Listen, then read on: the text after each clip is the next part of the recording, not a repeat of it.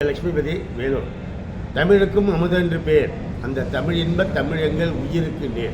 அப்படி தமிழை உயிருக்கு உயிராக நேசித்து இந்த தாய்மொழியினுடைய வளர்ச்சிக்காக தன்னை அர்ப்பணித்துக் கொண்ட ஒரு மகத்தான தமிழ் அறிஞர், மொழி ஞாயிறு என்கிற தமிழ் மொழி ஞாயிறு என்கிற விருதை பெற்ற, மக்களால் நேசிக்கப்படுகிற, வழங்கப்படுகிற, நிச்சயமாக மதிக்கப்பட வேண்டிய ஒரு மாபெரும் தமிழறிஞர் தேவநேய பாவாணர் பிறந்த நாள் இன்றைக்கு.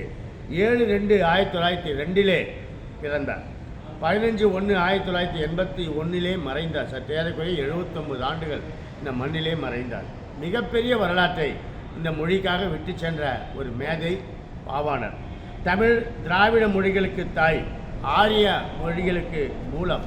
அது மட்டுமல்ல, அவர் சொன்னது, மாந்தன் பிறந்தது மறைந்த குமரிக்கண்டம், பேசிய மொழி தமிழ், தமிழே உலகின் முதல் மொழி என்று அறுதியிட்டு ஆராய்ச்சி பூர்வமாக உறுதி செய்தவர் தேவநேய பாவாணர்.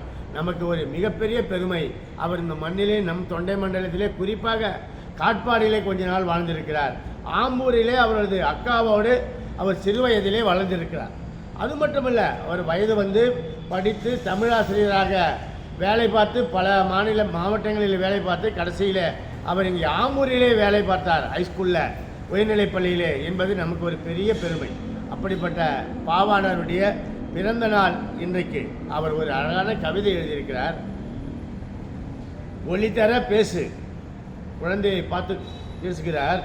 பேசு பாப்பா, நீ தமிழ் பேசு பாப்பா, எளிதாக பேசும் மொழி தமிழ் பாப்பா, மூச்சிழுக்கும் வல்லொலி அதில் இல்லை அப்பாப்பா, இல்லை பாப்பா, பேசு பாப்பா, தமிழ் பேசு பாப்பா என்று அவர் தமிழுக்காக குழந்தைகளை படிக்க சொல்கிறார்.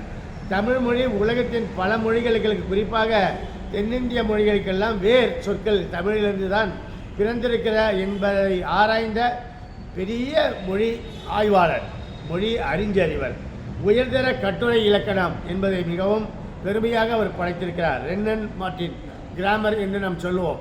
அதைவிட மிக சிறப்பாக தமிழிலே உயர்தர கட்டுரை இலக்கணம் படைத்தவர் நமது தேவநேய பாவாணர். 1971 செந்தமிழ் சொற்பிறப்பியல் அகர முதலி திட்டத்தினுடைய முதல் தலைவராக இருந்து பணியாற்றினார். நீங்கள் லைப்ரரி போனீங்கன்னா நூல் நிலையத்தில் இன்றைக்கி கூட பல புத்தகங்கள் தேவநேய பாவாணரை பற்றி இருக்கும். அவர் எழுதிய புத்தகங்கள் இருக்கும். எப்படி ஒரு வேர் சொல்லை, ஒரு தமிழ் சொல்லை எடுத்துக்கொள்வார், அதை ஆய்வார். வேர் சொல் எங்கேருந்து வந்தது, மற்ற மொழிகளில் இருக்கிற வேறு சொல்கள் தமிழ் தான் கொடுத்தது என்பதை அவர் நிரூபித்திருக்கிறார். அவர் தேவநேயம் என்கிற 14 தொகுதிகள் இன்றைக்கு அவரது புகழை பேசுகிற அற்புதமான ஒரு கட்டுரைகள் அடங்கிய புத்தகங்கள். தமிழர் என்று இருப்போரெல்லாம் நல்ல தமிழ் அன்பரோ நெஞ்சை தொட்டு கேளுங்கள்.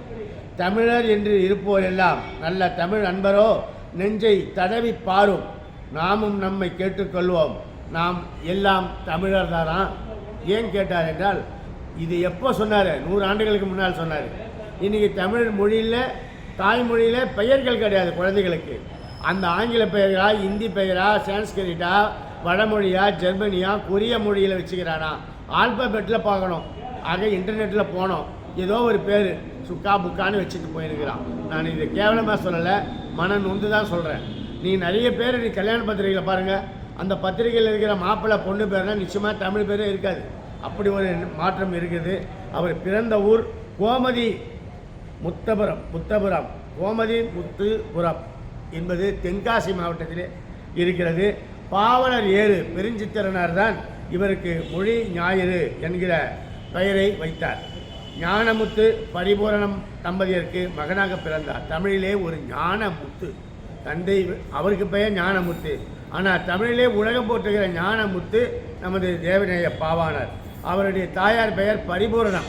தமிழிலே பரிபூரணமாக வாழ்ந்த ஒரு தமிழறிஞர் நமது தேவநேய பாவாணர் என்றால் மிகையல்ல. அவர் தன் குழந்தைகளுக்கு வைத்த பெயர்களை படிக்கிறேன், நீங்கள் அசந்து போவீர்கள். நான் அதனால்தான் மீண்டும் மீண்டும் சொல்கிறேன். இன்றைக்கு நம்ம திரைப்படங்களிலே, சின்ன திரைகளிலே, வானொலி நிகழ்ச்சிகளிலே, மற்ற பல்வேறு திரை அரங்குகளிலே, பல்வேறு நிகழ்ச்சிகளிலே, கல்யாண வீடுகளில் பேர் வைக்கிற போது பார்த்திங்கன்னா தமிழ் பெயர் கிடையாது. இன்றைக்கி ஆங்கிலத்திலே பேசுகிற மோகம் அதிகமாக வளர்ந்து விட்டது. இதுக்கு அடிப்படை காரணம் இன்றைக்கி இந்த சின்னத்திரை. இந்த சின்னத்திரையில் ஒரு 5 நிமிஷம் பேசினா 50 ஆங்கில வார்த்தைகள் பேசுகிறாங்க. இவர் தன் குழந்தைகளுக்கு எப்படி பேர் வச்சுக்கிறார் பாருங்க. அழகிய மணவாளதாசன், நச்சினார்க்கினிய நம்பி, சிலுவை தாங்கிய செல்வராஜன், அருங்கலை வல்லான், அடியார்க்கு நல்லான், மடம் தவிர்த்த மங்கையர்க்கரசி, மணிமன்றவாணன், பைந்தமிழ் வளர்த்த பாண்டியர். குழந்தைகளுக்கு பெயர் அப்படி வைத்திருக்கிறார். தமிழே உலகின் முதன் மொழி என்பதை ஆணித்தரமாக சொல்லி ஏறக்குறைய 40 புத்தகங்களுக்கு மேலே பதிவு செய்து எழுதியிருக்கிறார். அவர் மிகப்பெரிய தமிழ் ஆராய்ச்சியாளர். அந்த நிலையிலே மிகப்பெரிய மொழி ஞாயிறான அந்த தமிழ் சூரியனுக்கு நாம் நன்றி கலந்த வணக்கத்தையும் வாழ்த்துக்களை சொல்வதற்கு நமக்கு தகுதி இல்லை. ஆனால் அவர் எழுதிய புத்தகங்களை தொடர்ந்து படிக்க வேண்டும். மாணவர்கள் நூல் நிலையங்களுக்கு சென்று அந்த புத்தகங்களை என்றைக்கேனும் மாதத்திற்கு ஒரு முறையாவது படிக்க வேண்டும். நம்ம பள்ளிக்கூடத்தில் நூல் நிலையத்தில் தேவநாய பாவாணர் நூல்கள் இல்லை. நிறைய குழந்தைகளுக்கு தெரிவதற்கு வாய்ப்பில்லை. இன்றைக்கு தேவநாய பாவாணர் பிறந்தநாள் என்பது நிறைய பேருக்கு தெரியாது. ஆனால் நமக்கு தெரிந்து இதை பதிவு செய்கிற ஒரு பாக்கியம் கிடைத்தது. அந்த தமிழறிஞருக்கு மீண்டும் வணக்கத்தை தெரிவித்து இந்த பதிவை நிறைவு செய்கிறேன். நன்றி, வணக்கம். கவிஞர் லட்சுமிபதி, வேலூர்.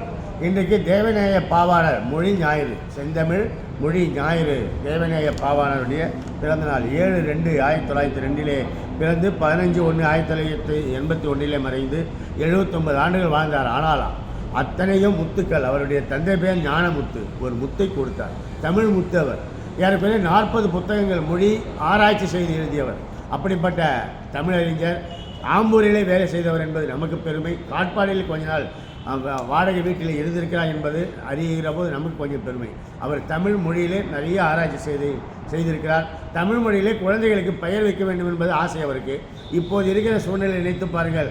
அன்றைக்கு 100 ஆண்டுகளுக்கு முன்னால் அவர் எப்படி பெயர் வைத்திருக்கிறார். அழகிய குழந்தைகளுடைய பெயரை எப்படி வைத்திருக்கிறார் பாருங்கள்.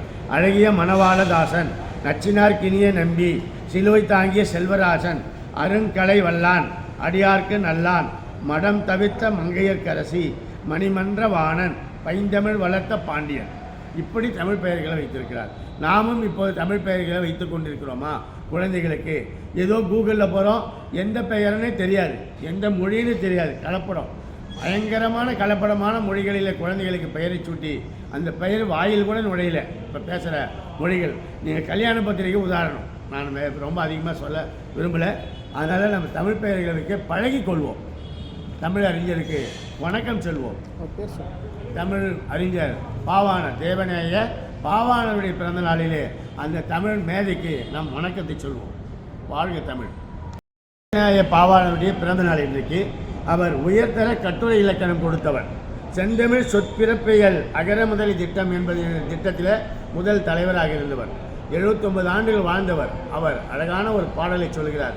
தமிழிலே குழந்தைகளை தமிழ் பேசு பாப்பா, தமிழ் பேசு பாப்பா, எளிதாக பேசும் மொழி தமிழ் பாப்பா, மூச்சிழுக்கும் வல்லொலி அதில் இல்லையப்பா, இல்லை பாப்பா, பேசு பாப்பா, தமிழ் பேசு பாப்பா என்று எவ்வளவு ஆசையாக, ஆர்வமாக, அக்கறையாக இந்த மொழி வளர்க்க வேண்டும் என்று பாடுபட்ட ஒரு தமிழறிஞர். அவர் எழுதிய நூல்கள் எல்லாம் எப்படி தமிழ் மொழியிலிருந்து மற்ற மொழிக்கு சொற்கள் போயிருக்கிறன, மற்ற மொழிகளுடைய சொற்களினுடைய வேர்களை ஆராய்ந்து அனைத்துக்கும் தமிழ்மொழி தான் அடிப்படை என்பதை ஆய்வு செய்து நிரூபணம் செய்த தமிழறிஞர் பாவாணர், தேவநேய பாவாணர். அவருடைய பிறந்த நாள், அவரை வணங்குவதிலே நமக்கு பெருமை.